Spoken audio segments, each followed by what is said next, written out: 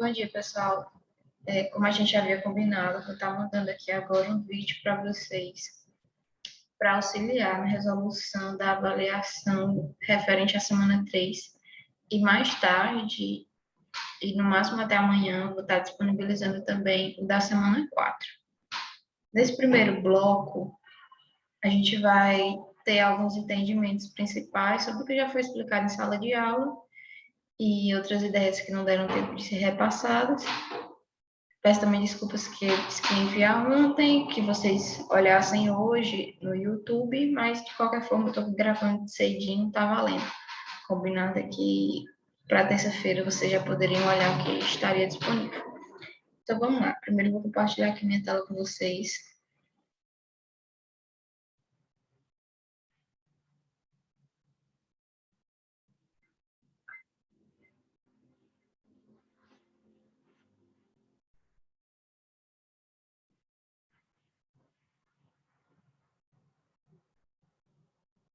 Vou só converter aqui para outra parte para eu conseguir rabiscar nela.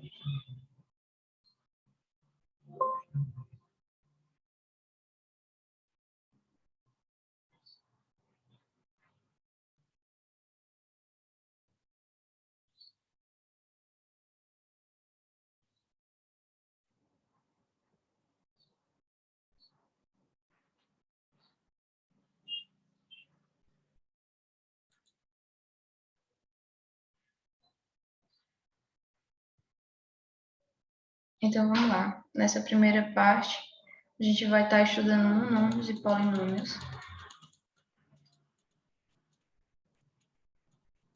Estudando a parte da matemática considerada como álgebra. Aqui são as atividades passadas de vocês, referente à primeira semana, segunda semana. E agora a gente vai para a nossa terceira semana.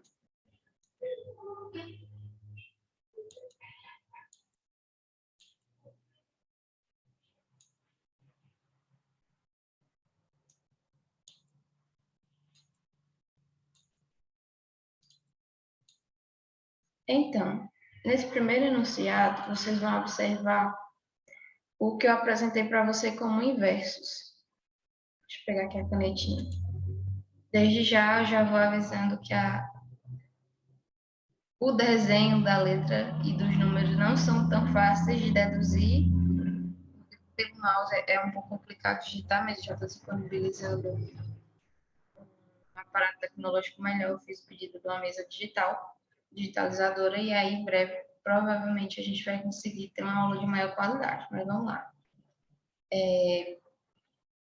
Aqui ele está falando de uma brincadeira onde existe um progresso usando alguns termos da matemática, e para fazer a inversão, digamos assim, a gente vai usar o contrário. Eu explico melhor, vamos lá. Na forma prática. Beatriz, vou adivinhar seu pensamento. Pense em um número entre 0 e 9. Multiplica, então a primeira coisa que ele manda é multiplicar. Multiplique esse número por 5. Depois adicione 7.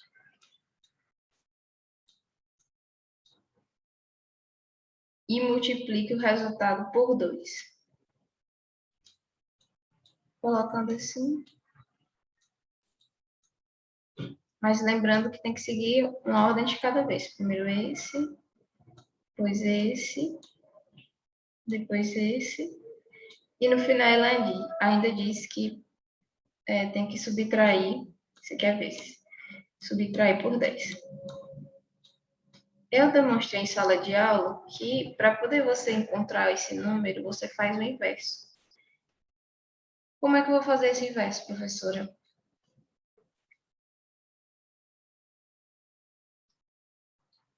Só um minutinho.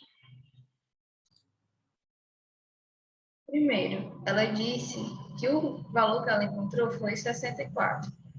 Então, o número que a gente ainda não sabe, multiplicado por 5, somado a 7, multiplicado por 2 e subtraído por 10 dá igual a 64. Como é que eu vou fazer para encontrar esse outro valor? Eu vou fazer o inverso.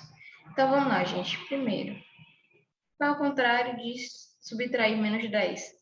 somar menos 10, mais 10, somar mais 10. Então, aqui ficaria 64 mais 10, 74. Vou colocando aqui descendo. 74. E ele pede para multiplicar por 2. Qual é o contrário de multiplicar? Dividir por 2.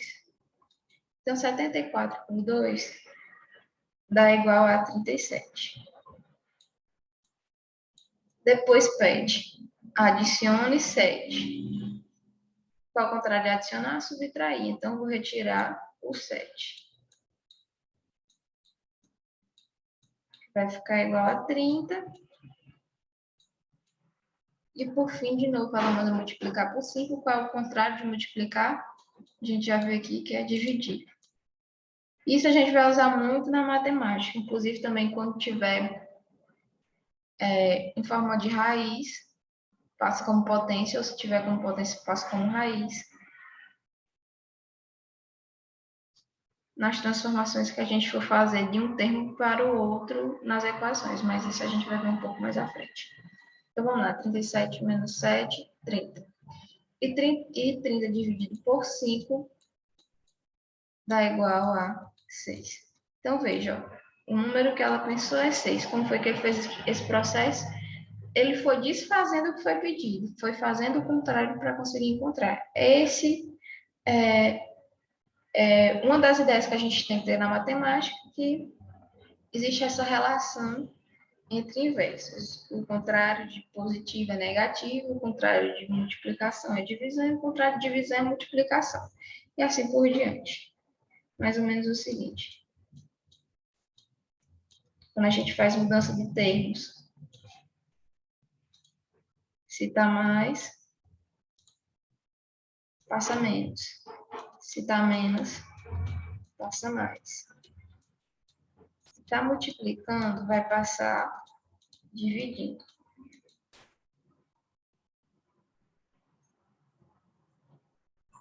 E se está dividindo, vai passar multiplicando. Vamos continuar aqui. Então, ele pede aqui que você explique o que foi que Geraldo precisou fazer e a gente descobriu que ele fez o inverso, fez a inversão dos cálculos para poder encontrar o número inicial. Aí vamos aqui para a nossa primeira parte de atividade. Primeira coisa que ele pergunta, como são chamadas as letras que podem assumir o valor de um número qualquer? Geralmente a gente chama isso de variáveis ou incógnitas. A depender do professor, ele utiliza apenas um termo. Ele pode chamar só de variável ou pode chamar só de incógnita. Aí, qual a diferença da expressão numérica e uma expressão algébrica? Gente, tem uma brincadeira que o pessoal tira com o pessoal de português que diz que o complicado não é matemática, o complicado é quando o português resolveu se meter na matemática.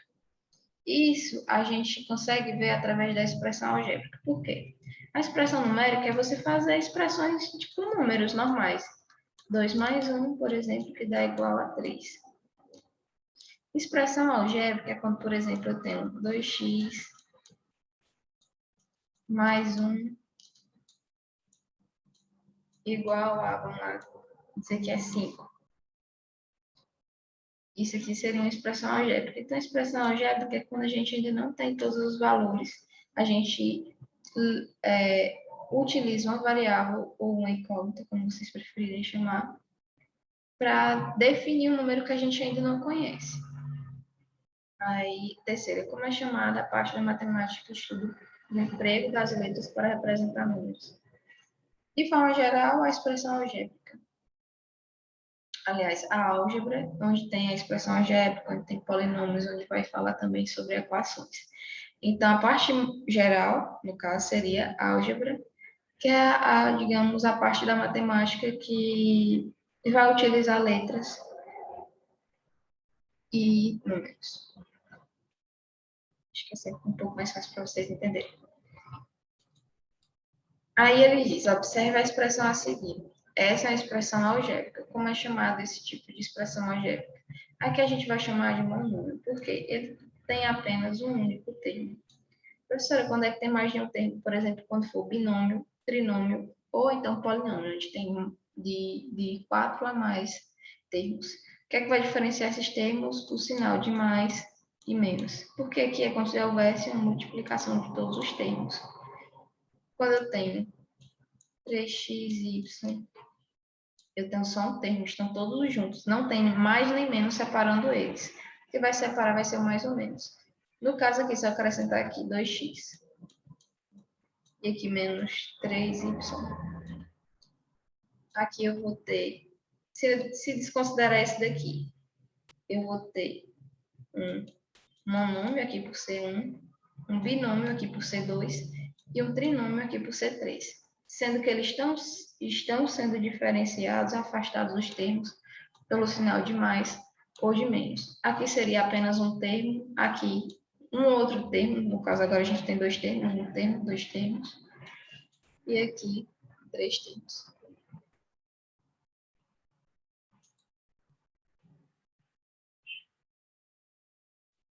Esse termo em geral é constituído de duas partes. Quais são elas?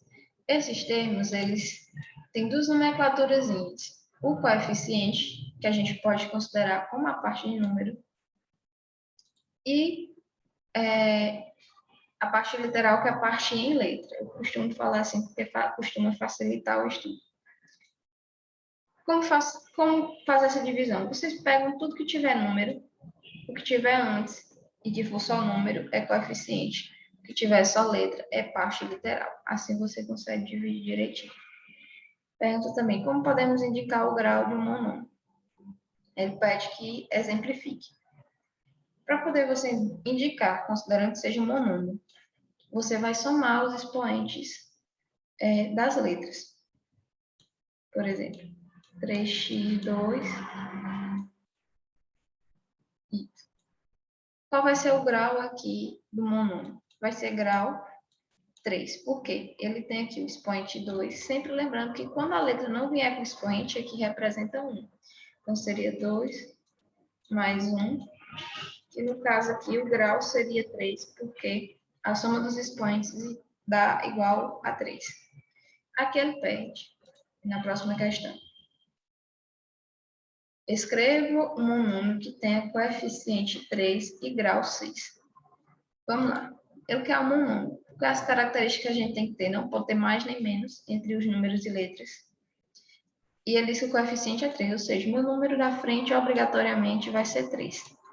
O grau ele se quer 6, então os expoentes das letras tem que ter 6. Pode ser x6, porque já vai direto o grau 6.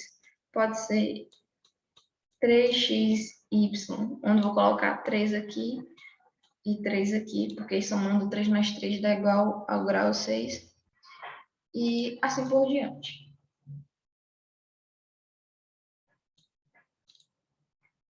Escreva uma adição de monômios cujo resultado seja 5a ao quadrado b. Gente, na adição de monômios, a gente tem basicamente uma regra principal. A adição ela é seletiva. Ela só pode somar elementos que sejam, digamos, que tenham a mesma parte literal. Ou seja, ela não vai poder somar, por exemplo, aqui, 5 ao quadrado mais... Vou colocar aqui, vou aqui. 4 ao quadrado mais 1b. Não pode somar, por quê? Como eu disse, tem que ter a parte literal. Deixa eu mudar outra coisa. Tem que ter a parte literal, ou seja, a parte em letra, igual. A adição ela é seletiva. Então, se aqui as letras não forem iguais, você fica impossibilitado de somar. Não pode somar. Então, o que você tem que ter em mente? Primeiro, para que o valor dê igual a 5 ao quadrado b, você tem que ter dois valores, no caso aqui, dois monômios, somados, cujo tem a parte literal a ao quadrado b, dos dois lados, porque senão você não pode somar. E o mais fácil é só você fazer a adição normal. Os números você soma normalmente, desde que você tenha essa parte literal igual. Então, para formar 5, eu posso usar 2 e 3, 3 e 2, 4 e 1, por exemplo. E assim você consegue fazer uma adição de monômios, ou seja, eu estou somando dois monômios, cujo resultado dê igual a 5a ao quadrado vezes b.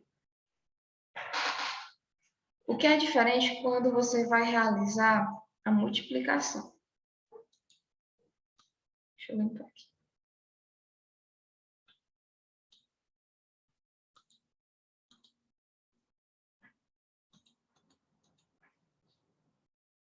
Tem que ter em mente o seguinte. Aqui, a adição, como eu disse, ela é seletiva.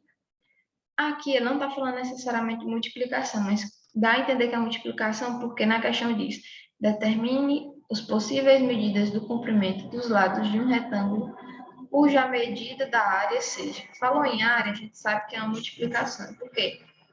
As áreas, tem até um outro vídeo meu no YouTube, vocês podem pesquisar, acho que é o último, onde eu vou falar um pouco sobre as áreas. A área do quadrado, por exemplo, é lado vezes lado. No caso, vamos usar aqui o do retângulo, que é o mais, que é o aplicável aqui, no caso. É a base vezes a altura. É assim que a gente encontra a área. Então, aqui eu vou ter que estar multiplicando um número por outro, para que o resultado dê. Vou aqui fazer o primeiro exemplo. 15x ao quadrado. Aqui a situação é diferente. Vocês vão ter que relembrar lá dos nossos assuntos anteriores sobre propriedade das potências. Tem no livro. Ao dizer o seguinte, na multiplicação é como é igual a adição referente ao número. Por quê? O número você vai multiplicar normal, por exemplo. 3, peraí, que não está querendo riscar. 3 vezes 5 dá 15, não é isso? Só que referente à letra, a letra não tem que ser igual. Inclusive, se você colocar aqui igual, x ao quadrado e aqui x ao quadrado, vai dar errado. Porque lembra lá quando eu falei sobre o grau do monômio?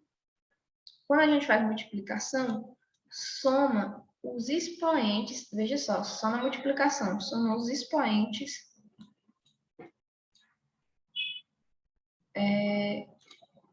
na multiplicação soma os expoentes das letras. No caso aqui, ó, eu coloquei 3x vezes 5x, que no caso dá 15x ao quadrado. Por quê? Eu multiplico número por número, ou seja, 3 vezes 5, 15, e letra por letra. Quando eu faço a multiplicação de letra por letra, a gente já vê nas propriedades da potência, eu deixo a mesma letra e vou aqui só somar os expoentes. Então, 1 mais 1, 2. Então, aqui ficaria 15x ao quadrado. Vocês vão levar esse mesmo entendimento na P. Olha, quando ele pergunta aqui o que são polinômios e como se caracterizam, vocês podem retornar a parte mais à frente da apostila, onde vai falar bem aqui. O que é um monômio, o que é um polinômio.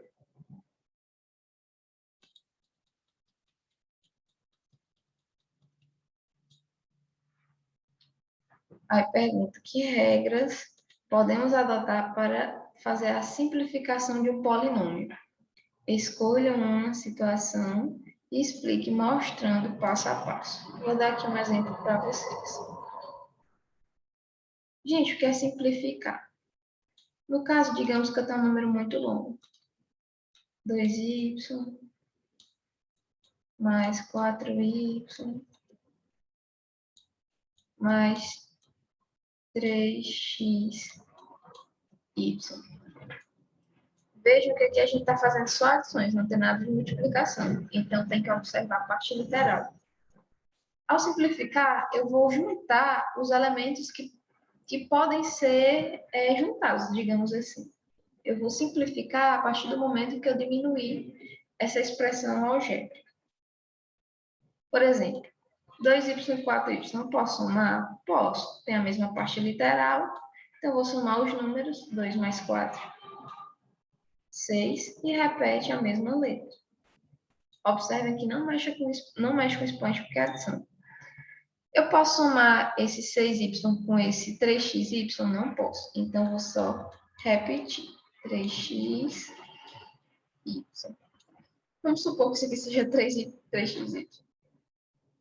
Então, por que é que eu não posso somar, professora? Veja que aqui tem um x a mais. Este x a mais impossibilita que você some com os outros. Então, seria mais ou menos isso a situação de simplificação. Como são chamados os polinômios que não podem ser mais simplificados? Aqui a gente vai considerar, para termos dessa questão, como o polinômio que já foi reduzido ao máximo. Então, o polinômio que foi reduzido ao máximo, ele não pode ser mais simplificado, porque eu vou reduzindo aqui, então não tem mais o que fazer a respeito. Então, foi reduzido ao máximo, então ele não pode ser mais simplificado. Aí aqui, qual polinômio adicionamos para que o resultado seja um polinômio nulo? O que é polinômio nulo? Que dê o resultado igual a zero. Aqui a gente vai fazer o contrário. Para poder zerar um número, a gente utiliza o inverso dele. O contrário de sinal dele, digamos assim. Por exemplo, para eu zerar 3,8y5, eu vou somar ele, 3,8y5 menos 3,8y5. É só pegar essa ideia, usar o sinal contrário, porque quando você, por exemplo, eu tinha 3,8y, eu tinha 3,8 de dinheiro, mas aí eu gastei, ou eu paguei, porque eu estava devendo os 3,8, o total que eu vou ficar é com 0. Aí você vai fazer com as demais a mesma coisa. Então, o valor que você tem que somar aqui seria menos 3,8y elevado a 5, mais 6y elevado a 4, menos 2,5y. Isso aqui, a forma reduzida, vocês vão, primeiro, fazer todas as multiplicações. Como é que eu vou fazer essa multiplicação? Primeiro eu pego esse elemento, multiplico por esse, depois esse elemento por esse, depois esse elemento por esse e esse elemento por esse. Depois que eu multiplicar tudo, eu vou somar só os termos que forem como esses, tiver a mesma parte de letra, só soma a parte que tiver de letra e o restante que não for, que não tiver a mesma parte literal, aí eu deixo normal.